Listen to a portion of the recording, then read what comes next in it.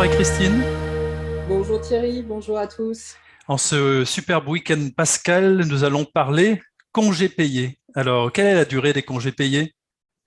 Alors, la durée des congés payés, le salarié acquiert 2 jours et demi de congés payés par mois de travail effectif accompli au cours de la période de référence qui débute le 1er juin de l'année N et se termine le 31 mai de l'année N+1. Donc ça, c'est prévu par le Code du travail. Ce congé légal a donc, à raison de 2 jours et demi par mois, a donc une durée de 30 jours ouvrables, soit au total 5 semaines. Que se passe-t-il en cas d'embauche au cours de la période de référence? Alors, le point de départ de la période d'acquisition des congés est la date d'embauche. Si vous embauchez un salarié, par exemple en avril 2022, nous sommes en avril 2022, la période de référence débute finalement à ce moment, au moment de l'emploi, pour prendre fin le 31 mai 2022. Donc, ce salarié embauché le 1er avril 2022 aurait à ce compte-là 5 jours de congés payés. Sa période de référence serait en l'occurrence de 2 mois.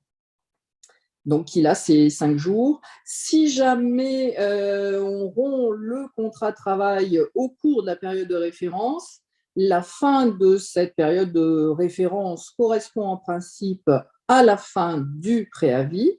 Donc, soit le salarié est dispensé par l'employeur d'exécuter son préavis, mais il continue d'acquérir des congés au cours du préavis en question, puisqu'il n'a pas fait le préavis à la demande de l'employeur, ou bien alors le salarié n'a pas exécuté ce préavis, mais en quelque sorte à sa demande, c'était son choix, et à ce compte-là, il ne va pas acquérir des congés payés puisque lui-même a demandé à être dispensé du préavis.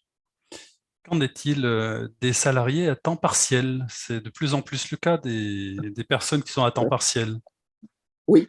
Alors, le salarié à temps partiel ne se retrouve pas avec 2 semaines et demie de congés payés, par exemple, s'il est à mi-temps. Ce salarié à temps partiel a exactement les mêmes droits qu'un salarié à temps plein, donc il va disposer de 5 semaines de congés payés. Il acquiert de la même manière 2 jours et demi de congés par mois travaillé. Qui organise les départs en congé? Alors ça, il est peut-être bon de le préciser. Ce n'est pas au souhait du salarié. C'est véritablement le pouvoir de direction de l'employeur. C'est l'employeur qui va déterminer les dates de congé en tenant compte, si possible, du souhait des salariés. Mais parfois, il faut trancher et on mettra en place des critères. Le fait d'avoir des enfants ou au contraire d'être célibataire sans enfants peut reculer ou permettre d'anticiper votre départ en congé. Donc, quoi qu'il en soit, l'employeur a l'obligation de faire en sorte que les salariés puissent bénéficier de leur congé annuel. Dans le cas contraire, il engage sa responsabilité. Donc, un employeur ne pourrait pas dire à un salarié tu ne veux pas prendre de congé, je t'encourage à ne pas prendre de congé. Donc, dans ce cas, il engagerait véritablement sa responsabilité. Donc, en résumé, le salarié ne peut pas fixer lui-même ses dates de congé.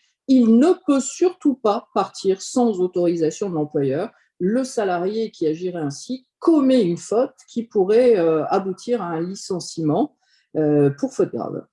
À quel moment l'employeur doit-il informer son salarié de la période de prise de congé? Alors, la période de prise de congé comprend obligatoirement l'intervalle entre le 1er mai et le 31 octobre de chaque année. On ne peut pas prévoir que les congés seront pris uniquement durant les mois d'hiver, par exemple en décembre. Donc, automatiquement, on a cet intervalle entre le 1er mai et le 31 octobre de chaque année. La période de prise de congé doit être portée à la connaissance des salariés au moins 2 mois avant l'ouverture de la dite période. Ainsi, concrètement, pour une période partant du 1er mai, nos employeurs ont dû informer au plus tard le 1er mars leurs salariés de la période de congé. L'employeur a l'obligation d'accorder minimum 12 jours sur cet intervalle du 1er mai au 31 octobre, 12 jours consécutifs à son salarié. Voilà pour l'essentiel, donc sur la période entre le 1er mai et le 31 octobre. Alors, est-ce qu'il y a des salariés qui peuvent conserver des congés ou encore en donner à d'autres salariés? Ça se fait parfois? Ça se fait. Alors, concernant la conservation des congés, les salariés peuvent les stocker sur ce que l'on appelle le compte épargne-temps. Alors, quand je dis peuvent les stocker sur le compte épargne-temps, pas intégralement. C'est-à-dire que les seuls congés qui peuvent être stockés sur ce compte épargne-temps sont la 5e semaine de congés payés. Donc, au plus, on peut stocker une semaine. En ce qui concerne le don de congés, ça s'est vu également, même règle, c'est-à-dire cela ne porte que sur la 5e semaine et bien entendu, encore une fois, avec l'accord de l'employeur. Est-ce qu'on peut fractionner la prise des congés?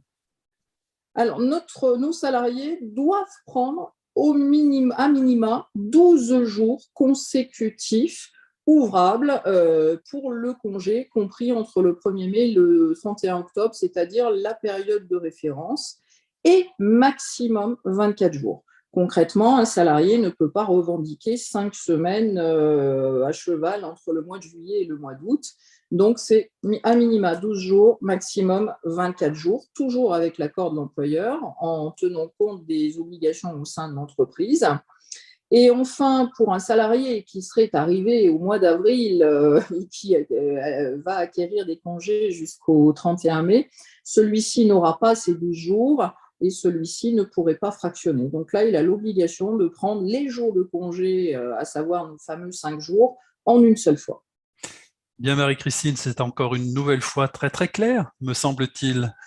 Si vous avez Merci. des questions, oui, si vous avez des questions, vous n'hésitez pas à nous les poser en dessous ou nous envoyer un petit mail, contact@42tv.fr.